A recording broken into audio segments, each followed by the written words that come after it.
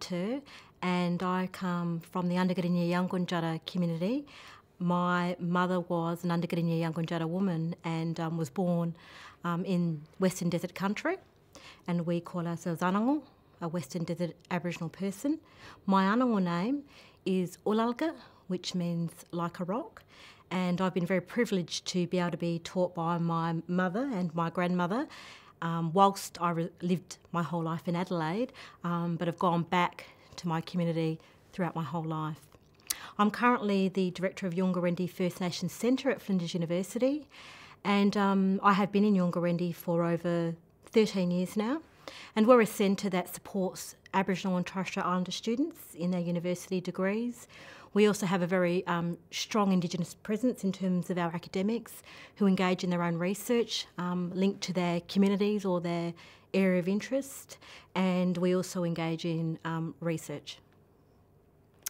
I think I decided to become a teacher for a number of reasons. I was very lucky to be sitting down with my mother as a young child who taught in the university sector for probably over 30 to 40 years. So I was always around teaching, and in this sense I'd say cultural teaching.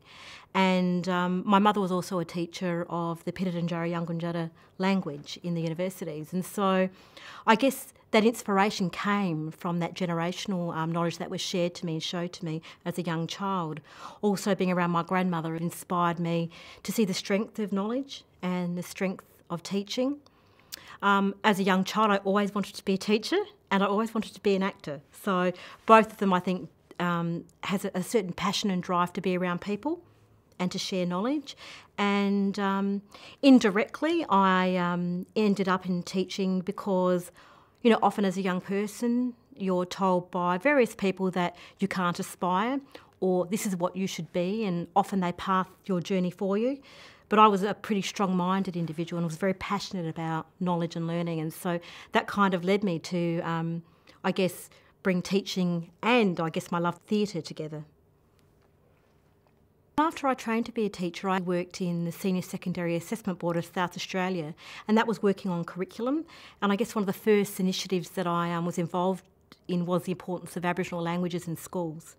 And that was in the early 90s. And I guess that passion again drove from my background as a teacher, and also the fact that my mother and my family members were fluent speakers of language and how important it was to have languages in South Australian schools.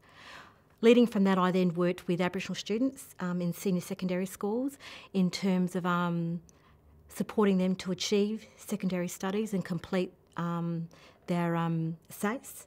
And as part of just aspiring an educational journey, knowing that you can achieve.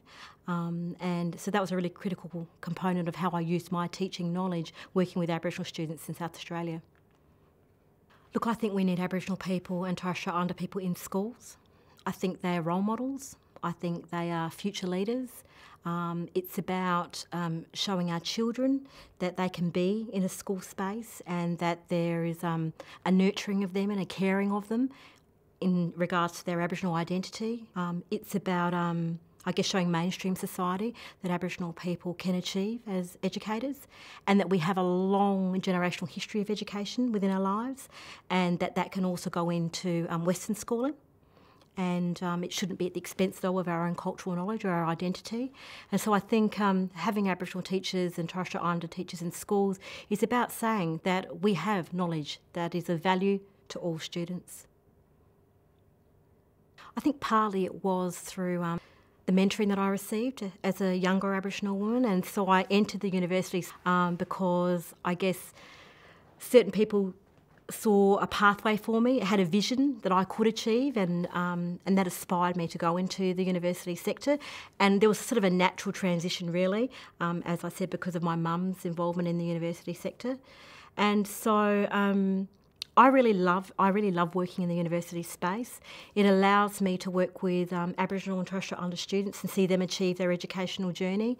It allows me to learn more about myself as an Aboriginal person in terms of understanding identity construction and the importance of Indigenous knowledges and a counter discourse to some of the colonial representations about us. And so being able to speak back to that through my university involvement, I think has really developed me as a person as well. Yungarinti teaches a core topic within the School of Education, which is teaching Aboriginal and Torres Strait Islander students. And I think it's a really critical topic because what it does, it provides a foundational knowledge around the history of Aboriginal people and the contemporary understandings of Aboriginal people today and what that means for the lives of all Australians. And central to that is understanding concepts of race and racism and how that plays out in terms of sites like schools, which are institutions, what that means in terms of the pedagogical approaches that are used in schools, the way that Aboriginal and Torres Strait Islander students are perceived based on certain learning styles and actually challenging some of those assumptions around those expectations of Aboriginal students. I think it's really important that all teachers have an understanding of the relationship of education to Aboriginal people and how that's impacted on our lives in terms of the past policies of Australia, but also in having that understanding, also knowing that education is empowering and transformative. And so partly why I became a teacher as well is about showing that education can change lives, knowing that historically it has had a negative impact. So I think students understanding that full story of Aboriginal education and then giving them the tools, the resources, the understanding of the need for Aboriginal perspectives in curriculum is about also transforming that site for the benefit of all students. Yeah, I did. I completed my Masters of Education in the early 2000s, and I'm currently doing my PhD with my community. And again, it's linked to the importance of teaching and the role that Aboriginal people play in teaching. Look, it's been challenging. There's no doubt about it. I never thought that I would engage in postgraduate studies.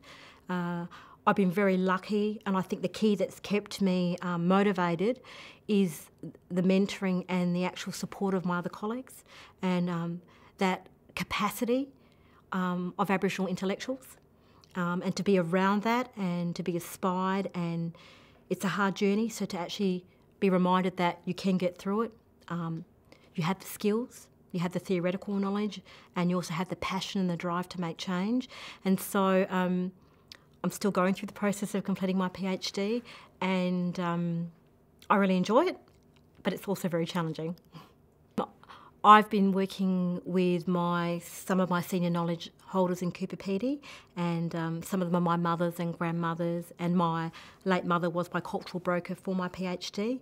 And that was about seeing the value and the role that senior knowledge holders play in terms of transmitting knowledge to our children.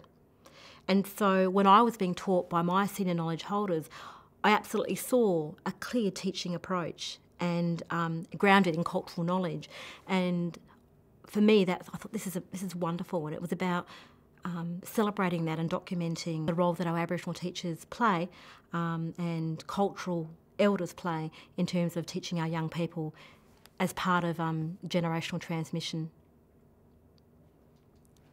I mean, I love the performative arts, and the work I predominantly did was in live theatre, and I could see how this amazing space could transform into a site that can teach children and all people really about Aboriginal culture, Aboriginal people, our aspirations, the challenges we face. I think in the performance space you can deal with really complex issues like racism, and you can tackle some issues that don't want to be talked about, like the challenging of identity, Aboriginal deaths in custody. You can deal with issues around being in a rural and remote location as an Aboriginal person and dealing with racism, and also just some of the stereotypes and generalisations that can be put upon us. The arts is a way that you can actually challenge those. You can celebrate Aboriginal knowledges and people and our resistance. I do see the arts as a way to actually transform knowledge about us, but also, for me, it's about a demonstration of resistance as well. And I love song as well, and so being able to sing about your aspirations, about your cultural knowledge, about your vision, I think the arts can do so much to bridge the gap between Aboriginal and non-Aboriginal people. And in some sense, it is a site of reconciliation in a way that can challenge people, but you can bring people with you as well.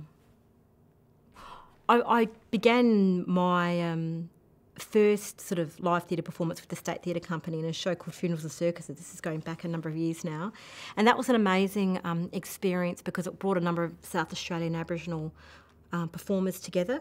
And part of that space was about bringing up key issues that were happening in a contemporary context, like racism and race relations and issues of reconciliation.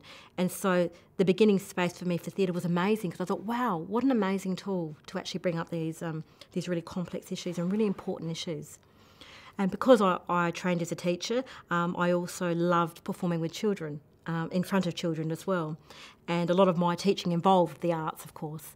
I think you have to be motivated, you have to aspire to want to learn and teach. As I mentioned before, one of the key influences for me was the fact that I was surrounded by generational teaching of my mothers and grandmothers, and so that motivation drove me. I also think that teaching can be a space where you can challenge representations of Aboriginal people, the way we're seen and the way we're spoken about, and you can also influence curriculum and Aboriginal perspectives in curriculum, as well as be a role model for all students.